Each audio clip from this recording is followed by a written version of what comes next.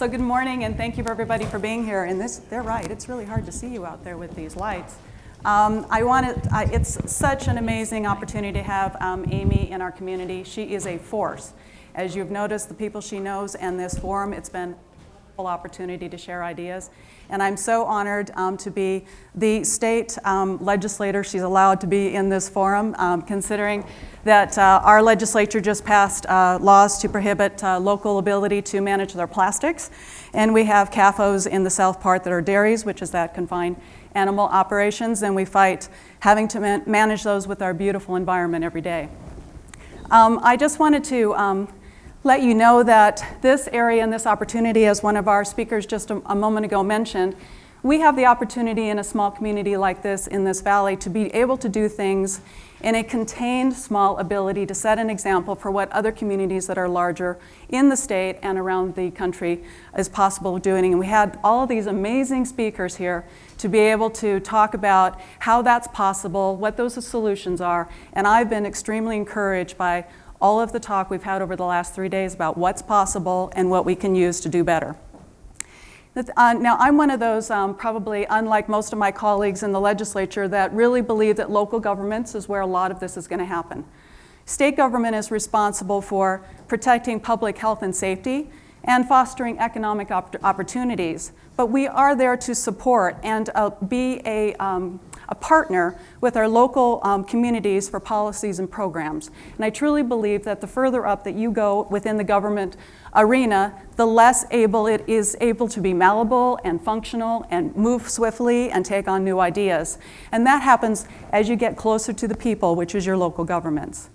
And I'll mention a few things that we're up against within most of the country, but particularly in Idaho. Our aging infrastructure is in a crisis, and it is nationally. But within Idaho, we have 700 bridges that have been deemed unsafe.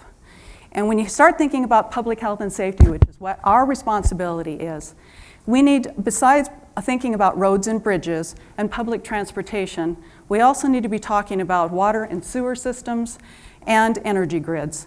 All of this is about 50 to 100 years old.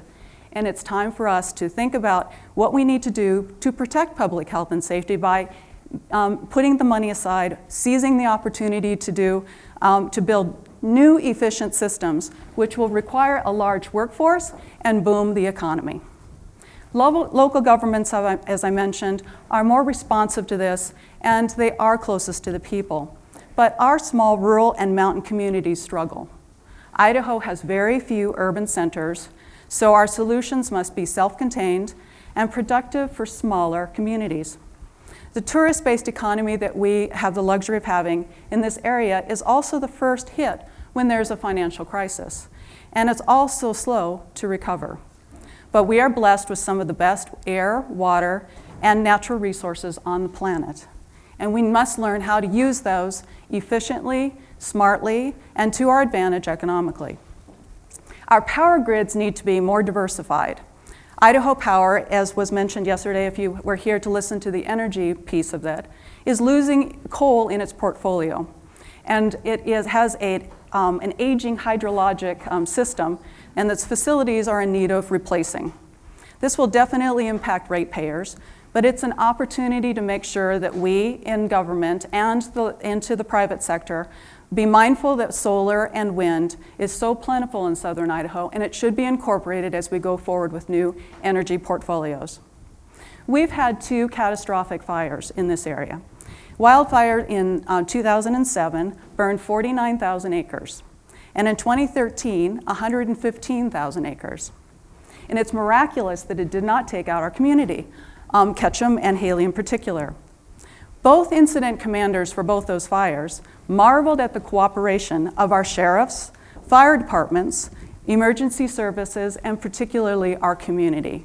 They showed resilience. Our forests do need to be managed differently. Expensive, life-threatening wildfires cannot be our new normal.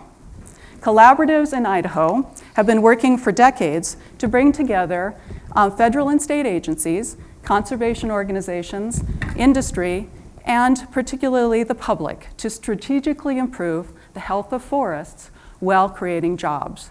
And this is something that we'll need to do on a larger scale all across the West. First in time, first in right. Use it or lose it. This is water law in Idaho. Water needs need to be redefined all across the West.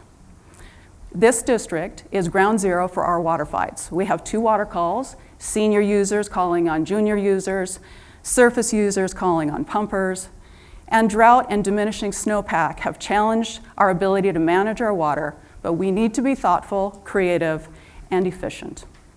Idaho is the only state to have adjudicated the surface and groundwater in the state, 80% of it, and we are soon to complete the rest of it. We have a water bank and a water board, and we have a commitment to recharge our aquifer. And for those of you who don't know recharge, there are places where you can put water back into the ground to recharge the aquifer underneath us. And our Snake River Plain aquifer is one of the largest in the North American continent. With approximately 29,000 acres, it spreads from Yellowstone National Park in the east all the way to the Oregon-Idaho border on the west. Our aquifer is dropping a foot a year. 3 million acres of farmland in the Snake River Plain, which is really high desert and very arid, is irrigated.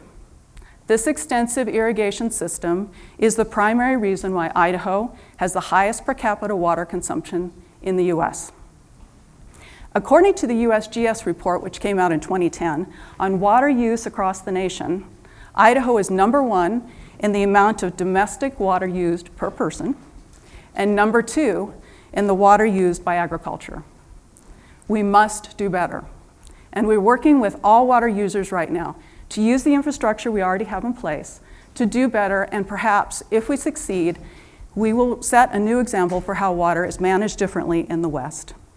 Accountability, efficiency, shared responsibility, shared values, as we've heard earlier, and taking care of our special resources, it's a team effort. And I am very confident that the small community, similar to what the gentleman said about the community in Italy, is capable of putting all of these pieces together and making sure that we set an example of how we manage our communities to be more supportive and long-lasting into the future. So I'm really pleased to introduce you to the people who will be speaking before you to explore the risks and that have impacted people and places in our communities, particularly in our small mountain communities, and show how we can turn these challenges into successes so that communities thrive.